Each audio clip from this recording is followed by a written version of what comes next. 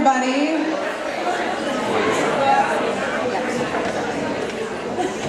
It's such a thrill to have all of you here today. My name is Lisa Hayes, and I am the founder, president of Luke Lives On. Luke is my son, and I'm excited to have you here today, joining us for the organization that's honoring him and honoring so many other angel families. I realize the food line is crazy long, so I apologize for that, but the food's worth it, so stay in line. We're going to go ahead and get started, and just feel free to keep moseying through and get to your tables, and we'll just continue as is. So I really appreciate all of you coming today. Before we get started, I'm honored to have Mari Soto, Sourcing and Staffing Coordinator for Royal Fig Catering, joining us here today. Royal Fig is locally and nationally recognized catering, upscale, farm-to-table, sourcing from sustainable and organic farms throughout Central Texas. Local loves local. I love having so many local vendors supporting us here today. Royal Fig is our top-tiered sponsor for today's event, so enjoy the amazing food. I will be eating mine afterward. And please join me in honoring Mari up here today. She's going to say a few words for us.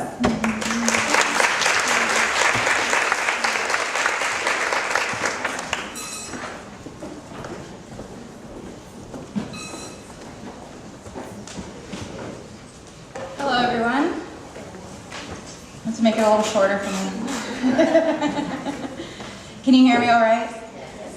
All right, excellent.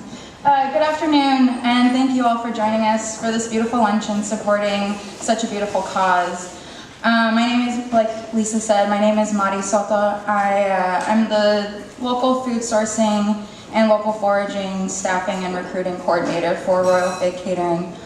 We really pride ourselves on helping within the community as much as we can, and this is just another way that we can give back. And so I feel like this is a great partnership for us to have and to continue on as much as we can in the future as well. So in that same regard, one of our missions as a company is to support local producers within our community, and we're incredibly proud to not only work with some of the best organizations, but simply have the opportunity to live within a given community such as Austin. So that's what I really wanted to speak on today, was the fact that our community really does a lot to give back to each other and support each other, and this was something that I hadn't really heard about before coming into meeting Lisa and becoming familiar with the Luke Lives On organization. And I'm continuously surprised, and in a good way, to find how many things are going on within the community that we don't even know about, and resources for situations such as these that can turn into something as beautiful such as this.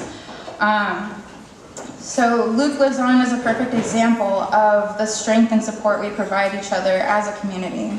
In talking with Lisa and learning more and more about the organization, I couldn't help but feel a sense of empowerment and trust in the fact that all situations can result in positive outcomes with opportunities for personal growth and beyond, helping other people grow from things as well. By providing these boxes for grieving families, the Luke Lives On organization is giving more than a physical gift, but an emotional one as well. These families have the support they need to know that they are surrounded by a community that will not let them feel alone on this journey, and that's something that Lisa said was one of the strongest pieces of feedback that she's gotten over the years, is that kind of support of letting people knowing that they aren't alone in these situations, which a lot of times people can feel that they are. In fact, they've been given a gift to spread even more support, and I love the fact that this is what Lisa and Freddie have created as a result of their personal experience, and for sharing it with others. I'm incredibly thankful and just proud to be part of a community that does that. We at Royal Fig are beyond honored to be a sponsor for this event and to support Luke Lives On in any way that we can. Our shared missions to support our growing community and beyond are prime examples of how we can all continue to work together to support one another. I wanted to thank definitely the Hayes family, but all the families that are here that are sharing their stories. every individual and every angel that has been, presented as a gift, and now we have these gifts to share with each other. And so I think that's a really, really, really beautiful thing to be a part of. Thank you for sharing your story with others and for your continuous love-fueled mission. Organizations and people such as yourselves are what drive others to also do their part, and it's a beautiful thing to see your angel will always inspire that, and what he already has. I want to thank you, everyone, for having us join you today. Like I said, it's truly an honor. Most of all, thank you to Luke for being the guiding light of this cause. He truly lives on through the love provided to each healing family. And we are very, very grateful to share this opportunity to support this wonderful organization, and enjoy the rest of today's event. Thank you.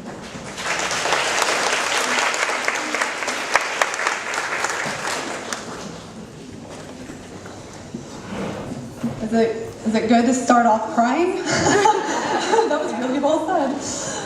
Thank you, Maddie. I really appreciate that. I really, really appreciate the support from Royal Fig and for having you here today. Thank you.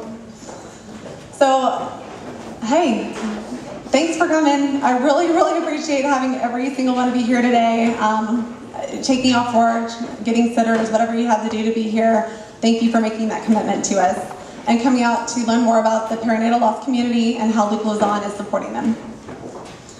So, social media for Luke Luzon has been huge. Currently we have close to 800 followers, and last month I had submitted a question to those folks and said, hey, provide me with some words about how you felt following your loss.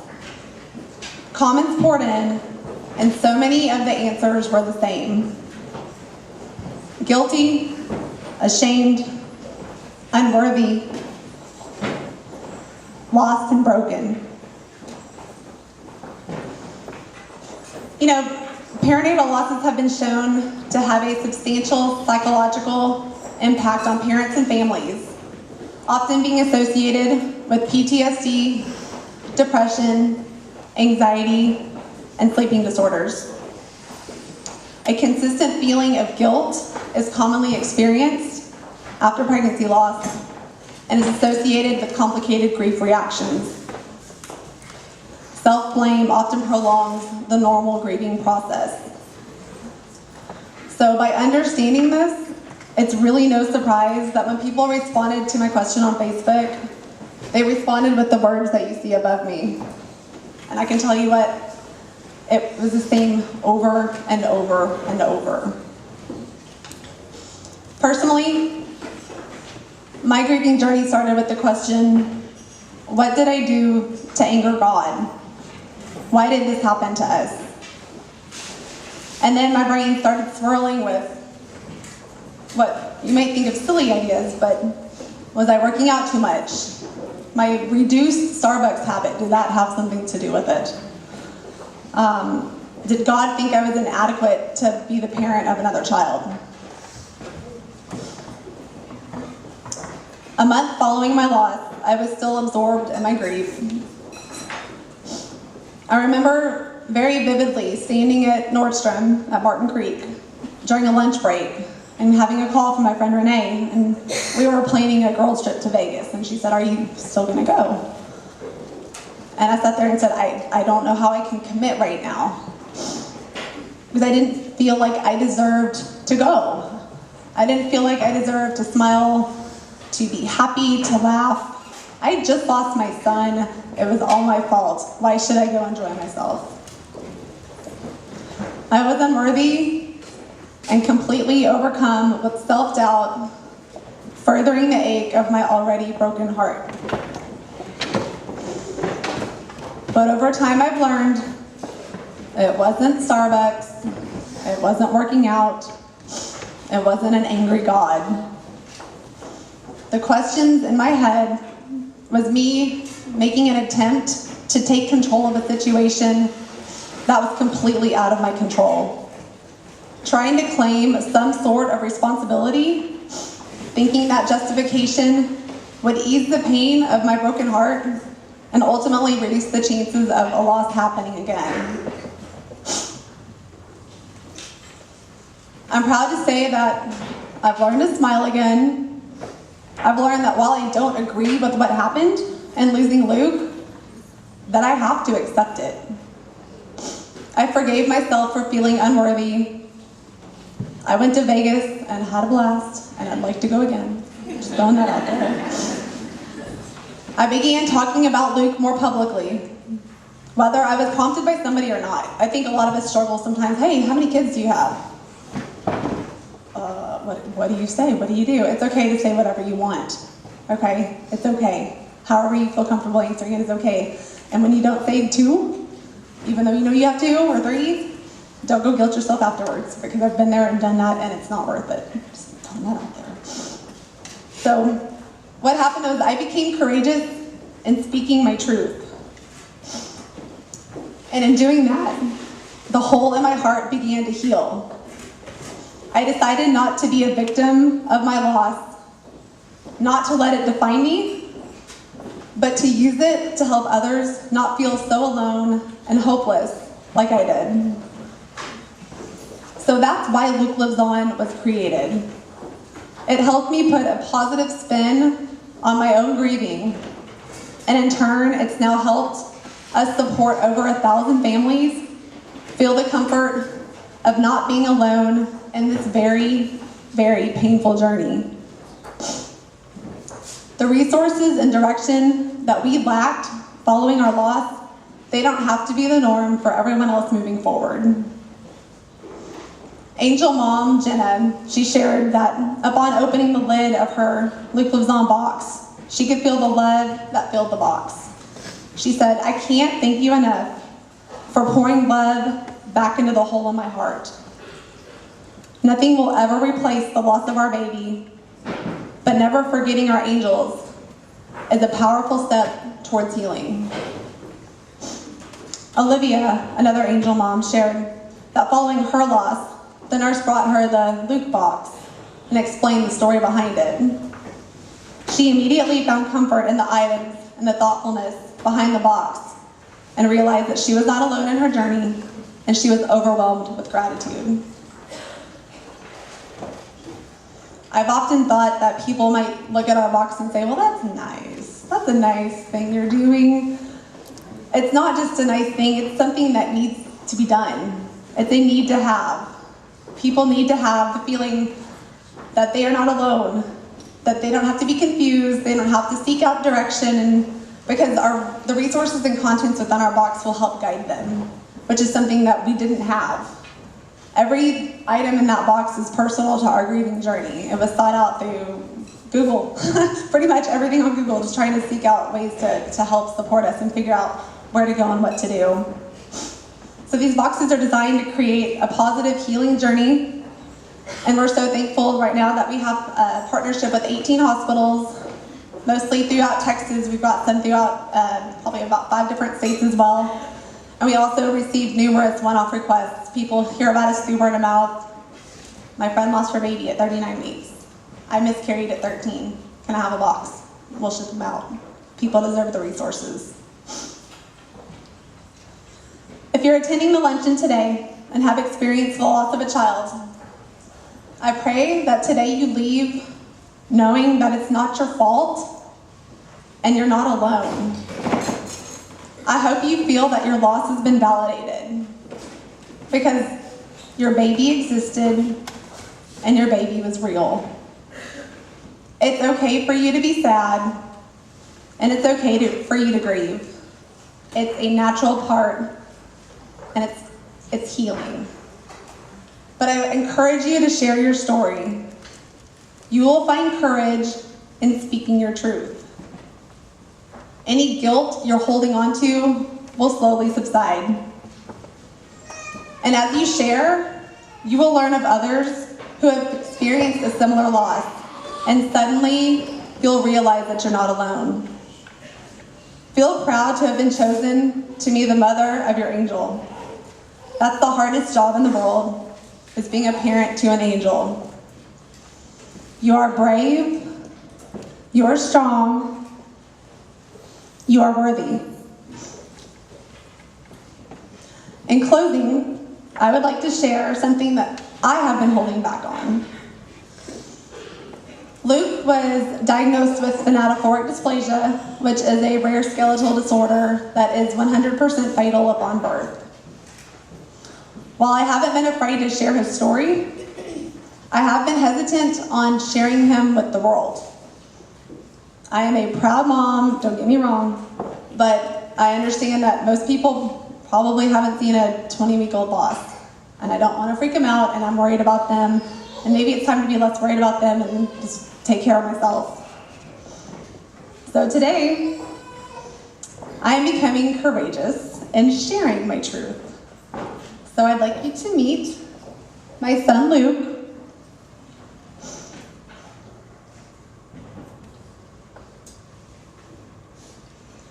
He was born at 6:45 a.m., January 21st, 2011. He would have been 5 this summer. He weighed in at 10.3 ounces and was 9 inches long. And he was absolutely perfect.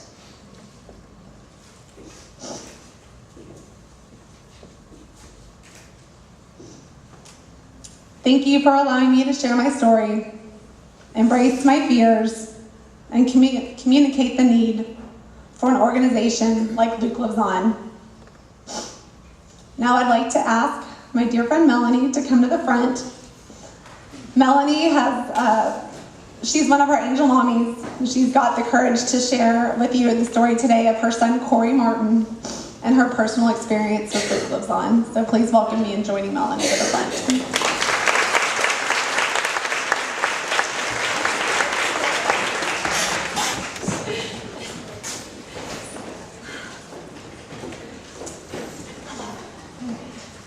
Try to hold it together for us. All right, I'm going to stick to the script, otherwise I will not make it through the end. All right. First and foremost, I want to thank Lisa for giving me this opportunity to share my story with you today. I feel like my story is similar to many of yours here today, or maybe somebody that you know, because I lost my son in the first trimester of my pregnancy. The only twist in my story is that because I did not show any signs of a loss, I did not realize I had lost my son until I went in for a 17-week appointment. Call it a mother's intuition, but I just had a weird feeling around 16 weeks that made me ask my husband, do I still look pregnant to you? I couldn't explain it, but I just felt different. He, of course, thought I was crazy, but I started to get concerned. I pulled out that Doppler that I used religiously with my first 2 children, only to hear nothing. My first thought was, don't panic. I'm sure the baby is just in a weird position. Since I worked in my OB-GYN's office, I went in the next day and I just bumped my appointment up by a couple of days, only to finally get the confirmation that I had lost my son. Devastation, shock, wondering what happened all came rushing into my head. All I knew was that his heart had stopped beating at 13 weeks and 5 days. Begging for some sort of answer, we ran every test to see if there was genetically anything wrong, hoping that that would bring us some sort of closure. When we found out that genetically he was perfect, my heart only shattered even deeper. To add insult to injury, working in my OB-GYN's office ended up being a curse instead of a blessing. Hearing baby heartbeats through the walls each day and having to smile at each pregnant woman as she walked by just killed me. I had to enthusiastically ask all of them, how was your pregnancy? When really I just wanted to ask them why their baby was okay and mine wasn't. 2 months after my loss, I feel like God truly stepped in and just took over the reins. One of my dearest friends came in for an appointment, and I started telling her about this amazing box that I had received after losing Corey. I explained that I woke up from surgery, and there on the table next to me sat this perfect little box. Inside was a journal that I ended up writing in every single day, a sheet that I slept with every single night for many months. I mean, really, I took the sheet with me everywhere. I think my husband was finally happy when I handed it off to my daughter. An ornament with an angel holding her baby, that I keep on my mantle year-round. A book for comfort and pamphlets to help me with my morning. This wasn't just a box for me. This was hope, comfort, and validation that I lost my son. When I told her it was from Luke Lives On, she quickly exclaimed that she knew Lisa. Soon after, she invited me to their very first annual luncheon, and I sat there like all of you today, listening intently to the women speaking. This day changed the path of my life forever. I found such peace in knowing that I wasn't alone. I lost my son. While he was only 13 weeks and 5 days, I lost my son.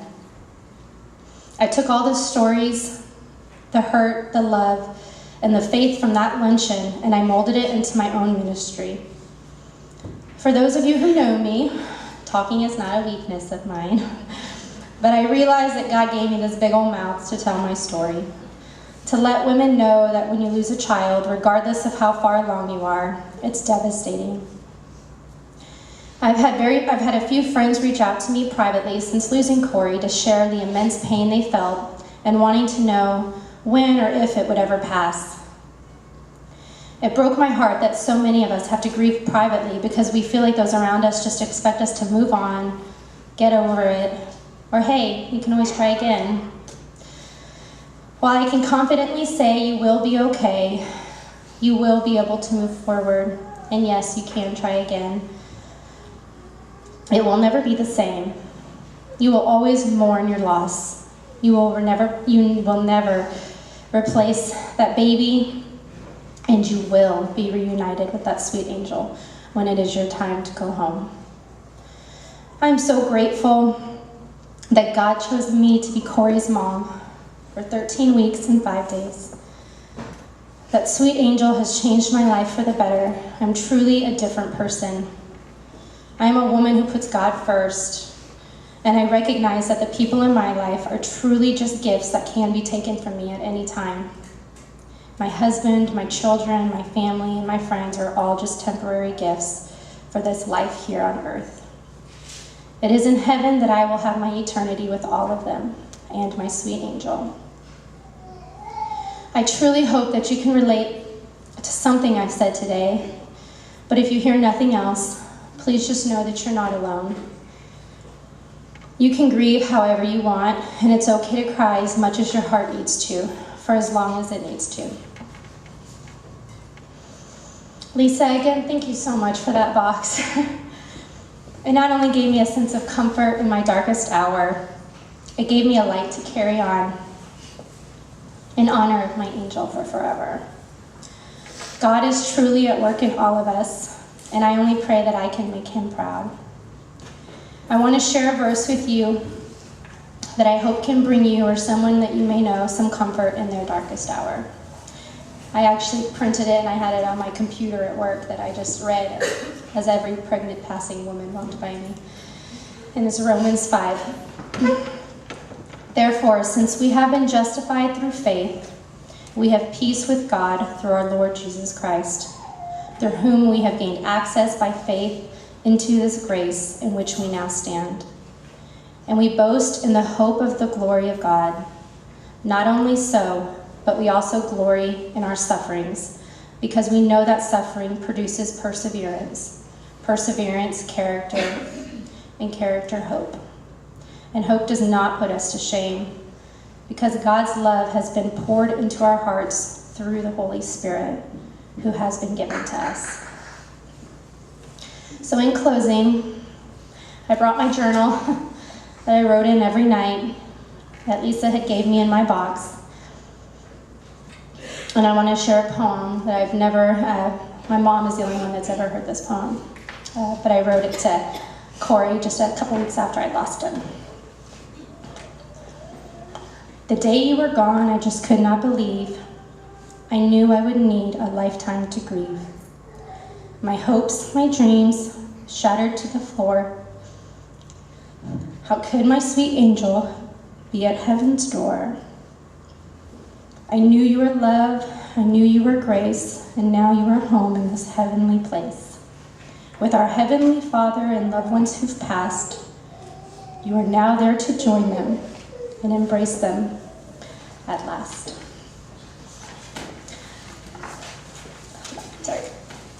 I will never forget you. You will always be my sweet little Corey, baby number 3.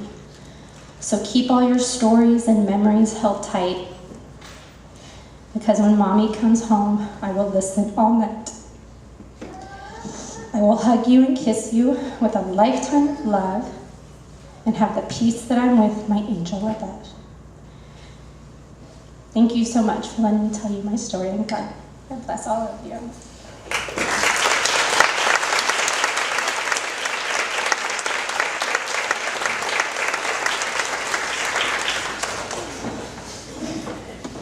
Thank you, Melanie. It is tough to get up here and publicly share, especially in front of 200 plus people. And I appreciate you finding your courage and sharing your truth and sharing your poem. So thank you for doing that. Next, I'd like to welcome a gentleman named Worth Kilcrease.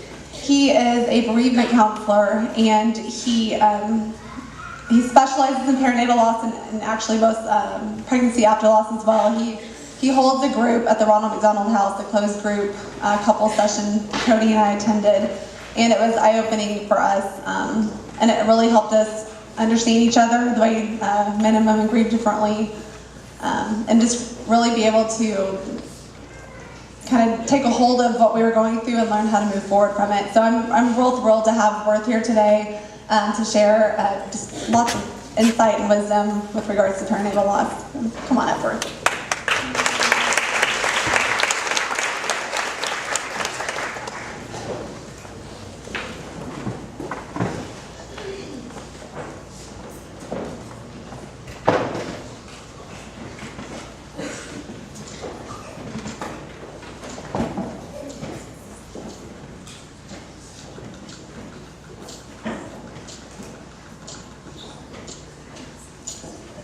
Time. I want to talk about time this morning. Time is something that's all around us. It encompasses us. It has been something that we have, as a human species, been interested in since the dawn of time. Originally, time was a way of being able to tell when to plant crops, when to harvest them, when the animals would be moving from one place to the other. It was required for survival. In about 1500 BC, the Greeks built the first clock. And since that time, the passage of time has become something that we have become obsessed with. We try to manage time. We try to measure time. We try to compare time. We waste time. We try to create time. We never have enough time, and we also have too much time.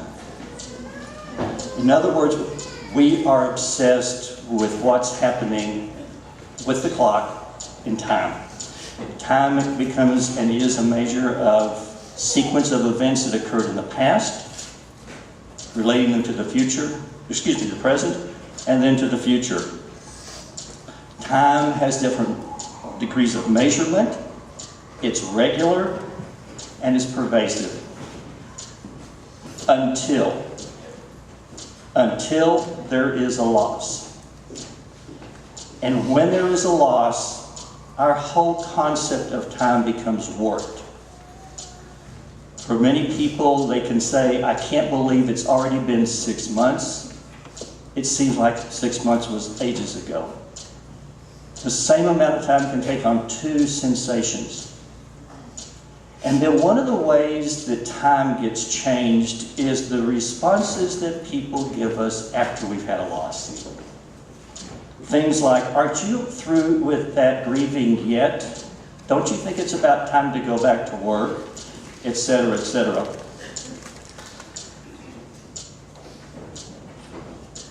It's been a year. You should be healed by now. Well, there's 2 things I want to talk about time whenever you are in grieving and when you're mourning that happen, and I hear a lot, especially related to perinatal losses. And that is people telling you, well, you just need some more time because time heals everything. Y'all heard that before? The problem is it's false. Time in and of itself heals absolutely nothing. If you break an arm, it takes 6 weeks, but it's not the 6 weeks for the healing to occur. It's what happens during the 6 weeks that's significant. The biology, the biochemistry, the physiology of new cells and coming together and forming a new bond between the two broken pieces of the bone. That's what the healing is. It takes 6 weeks for it to happen, but the 6 weeks in and of itself doesn't do anything. Or a more extreme example is somebody saying, I think I'm going to be wealthy in 2 years by winning the lottery. And then you go and you sit in front of the TV 24 hours a day for 2 years. Guess what? You don't win the lottery. The time hasn't done it because you didn't go out and buy a ticket. So what I'm trying to get at is time doesn't heal anything. It's what you do with the time. Now, when you've had a loss, sometimes there's a reason to put off time. Very legitimate reasons to put off doing anything about it. But at some point, it's going to come back. Something will happen and it will pop back up. So for those of you who are here today, I don't care whether it has been 6 months, 6 years, 16 years. If you've had a loss and you feel like that it's still not quite all the way rebuilt, that you're not all the way reconstructed from it, consider the fact that maybe you might want to take a look at doing some work now. Doesn't make any difference why it didn't happen in the first place. Doing it now. The other thing that happens a lot, and I hope that you all haven't heard some of these kind of comments. Some of them are insidious. I think they're cruel. But when people tell someone who especially has lost a child, well, you know, it's a good thing that it happened when it did because you didn't have a chance to become attached. To which my response is, what's long enough? 6 weeks? 6 months? 6 years? What is the magic time that you should be able to feel like you're connected with your baby and therefore it's justifiable to grieve? Nobody can have a real answer to that. Because the time of the bonding is what defines when the loss hurts. If you develop the bond whenever you see the stick, say that you are pregnant. If you bond when you first hear the heartbeat, that becomes the significant time. And from that point on, whenever that bond is broken, it's going to hurt. And it's okay to hurt. I'm just curious, how many of y'all in here have heard that kind of comment before? Oh, you're so lucky because you didn't get a chance to become attached. All of these kind of things, what's happening is people are minimizing your baby. Even if you become attached and bonded, they're just minimizing them. So my suggestion is ignore them. Because if you become bonded, if you become connected to your baby, you become connected to your baby. And you hear that a lot also with, it particularly happens with miscarriages. Because that baby signifies so many things. It signifies dreams, it signifies fulfillment, it signifies joy. So many aspects that enter into all of these aspects enter into the fact that they're all now felt to be lost. But you've got this attachment. You've lost your baby. What happens then? One of the aspects of mourning is developing a new relationship with anybody that has gone. But it's really challenging when it's been a perinatal loss. But it is creating and working on a new type of bond, a transcendent bond, a bond that is not based on physical presence, it's based on existence. It's based on the fact that you have love for this child and the love had loved you back. And so you capture that, you hold on to it, and it literally becomes transcendent, almost at a spiritual level. That's also where these boxes come in. Because the loot boxes can become sacrosanct for someone that's lost a child. It becomes the vessel where everything that was associated with that child can be kept, and it can be kept safely, and it can be kept together. Together with what comes in the box, the hospital bracelet, maybe the copy of the footprints, the handprints, the little bonnet that was placed on the baby's head when the pictures were taken, a place for the pictures to be. This becomes the center, the whole sum of all of the objects, the linking objects, to link the parents to the child. And it takes on an aura of support, of love, and of this ability to transcend physical into the spiritual and maintain the connection to the child. So, the takeaway from all of this is, my suggestion to you is, don't let time be the determining factor on what you're feeling and how you're feeling. You're feeling what you are feeling.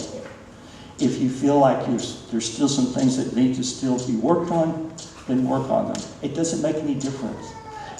I tell people, if you want an interesting experience sometime, go to a nursing home. And inevitably, in that nursing home, you will find a mother who will tell you about the child that she's lost. And it might have very well been a perinatal loss. We don't forget. We never forget. The question is, what do you do with that memory? And you make it, like I said, sacrosanct. The other takeaway is, when people are telling you something about time, try to politely ignore it. If they still continue to be that way, give them a good slap. And then maybe knock some sense into them, like a 2x4 across the forehead of a mule. So anyway, that's basically what I wanted to say, because guess what? We have a limited amount of time. And our time is running out. But thank you all very much for coming today. And I want to thank Lisa for continuing the work that she started 5 years ago when she was in the group. And thank you for letting me speak today.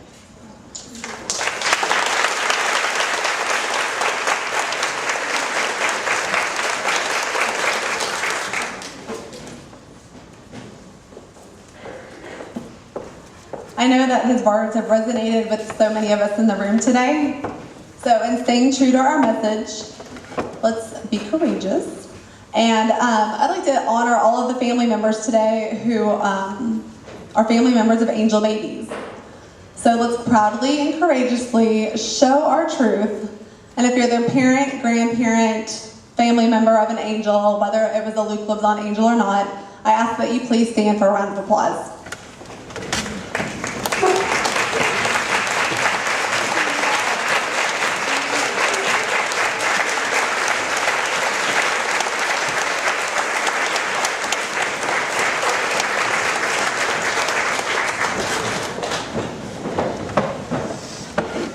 Thank you. I know it takes a lot of courage to do that in front of such a big crowd. So as we begin to conclude our time today, I'd first like to thank our sponsors supporting this event. If you haven't noticed, in the centerpieces, each unique centerpiece is representing an angel baby that's received a Luke Lives On box their family has. We also have unique sponsors in each one of those as well. And I ask that you take note of these sponsors, a wide range of services that they offer. And I hope that at some point you choose to employ them. And when you do, let them know that you learned about them because of Luke Lives On, and that you saw that they were supporting us. And beyond our yummy, yummy food from Royal Fig, I'd like to call out Courtney Harding from Brushstrokes Pottery and Missy J from Gigglebox for designing the beautiful table decorations and the online content for our luncheon. They have a gift that I do not have. I don't have many gifts, but they have those, and I am so thankful for them. I'd also like to thank our table captains who have recruited so many of you here today. Y'all are rock stars. Thank you for filling this entire room today. It's our largest RSVP to date, so thank you for doing that. Specifically, I'd like to call out a couple of them. Andy Harris, Joanna Tremble, Jennifer Lewis, Missy J, and Amber Shand. I am honored to have your consistent commitment to our luncheon year after year. Together, these 5 women and their guests have raised close to $12,000 over the past 2 years. So please give them a round of applause.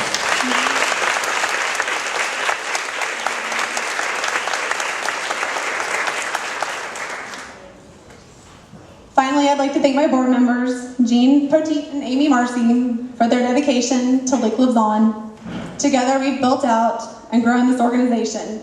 And literally, when I started this, I thought I was going to be supporting Seton Southwest on Luke's due date, which is in June, and his angel birthday, which is in January. I had zero expectations that we'd be growing it to the size we have today, and I look forward to continuing to grow. We continue to get requests from multiple hospitals throughout Texas and throughout the nation, and we will support them as we can.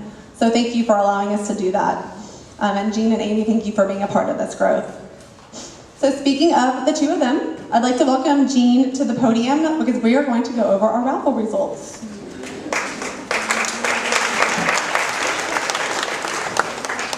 And I will lower this for you.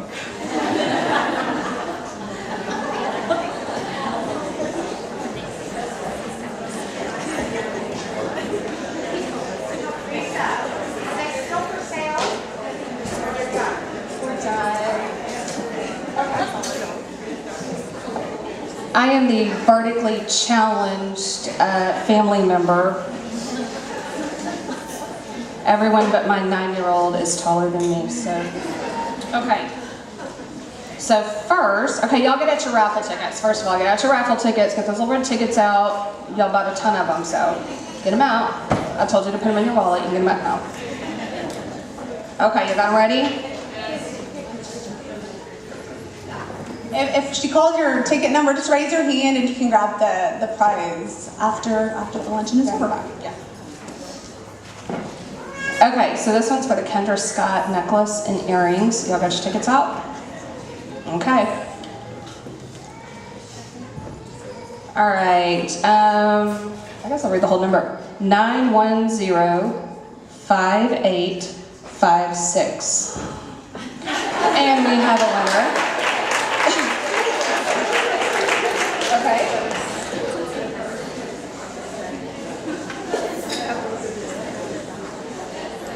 Okay, now we're doing the $150 gift card to Trace at the W downtown. Got your tickets out? Okay. 9105996.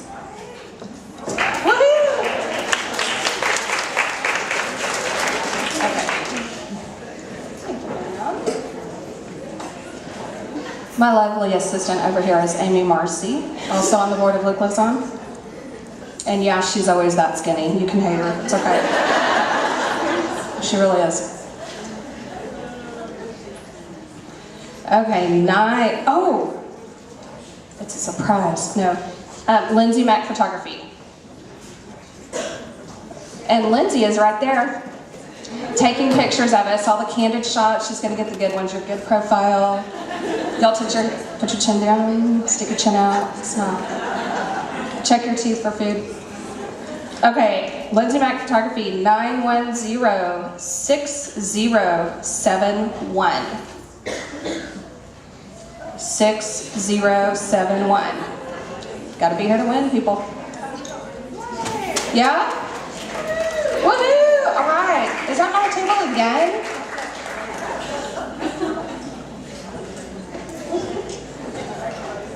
Okay, Say Chic. And the earrings from Swoon Gems. And there's 2 gift cards to say chic, right? Okay. Okay. 910-5860. 5860. We have a winner? Where are you? Yay! Okay, congratulations. And can we get a giant round of applause for Lisa Hayes for putting this all together?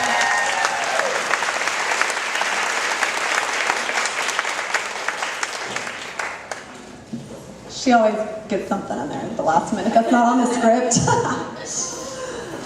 So I hope y'all have been inspired today by the unique support that is offered by Luke Lives On for the often overlooked grieving families of perinatal loss.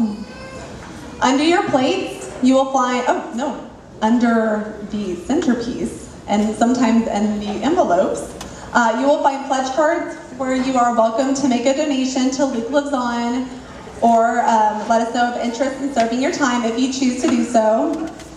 This pledge form outlines numerous ways to give. We hope that you will consider a minimum donation of $100, which will go to serve 2 angel families. But we do want you to note that our current distribution of our partner hospitals and our increasing individual needs, really, we need to raise about $25,000 just to support them for the rest of for the next 2 distributions, June and January. So with that, we ask that you consider sponsoring multiple boxes and allowing us to continue supporting our existing needs. And as a reminder, Luke Lives On is a 501c3 nonprofit. Your donations are tax deductible. So feel free right now to look over the pledge forms, complete them as desired, and use your large envelopes to store them when you're done. And I do want to mention, we have the square readers. We're going to go back towards the raffle table. So if you do want to donate by credit card, I would love it if we could run it through Square. But if you don't have the time, I completely understand. Talking about time again, right? You can fill out the credit card information as well. But I did want you to know that we'll have that available at the back. So finally, I'd like to leave you guys with this thought. If you haven't remembered, this Sunday is Mother's Day. And we have consistently held our luncheon the week leading into Mother's Day, because I believe it's really important that we remember all mothers, regardless of whether or not they have children here on earth or in heaven. So with that, on behalf of our board members, the 1,000+ families that we have served, I want to thank you for joining us at our luncheon today. I really hope you have been touched by the service that Luke Lives On provides, and we hope to see you again next year. Thank you.